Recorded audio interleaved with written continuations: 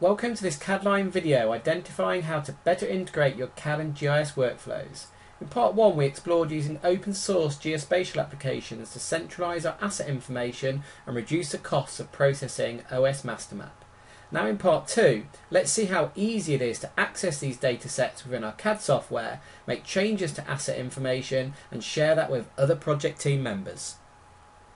Using the Data Connections tool within CAD, we can use the Web Map Services option to access OS raster base mapping as published by our GIS server instance. This now gives our CAD users OS mapping at UK level into regional areas, down through 50k mapping, into 25k tiles, and finally down to local area mapping, all from the same map store as your GIS users are accessing and maintaining for you. Having also uploaded OS master map into our PostGIS database, now within CAD we can access that centralised map store as a web map service without having to reprocess master map into CAD compliant format.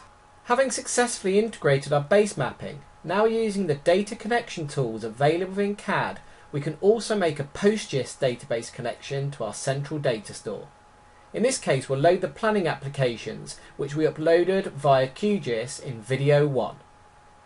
Once the PostGIS layer is open, you can use the same CAD tools and functionality to create new features into this centralised GIS store.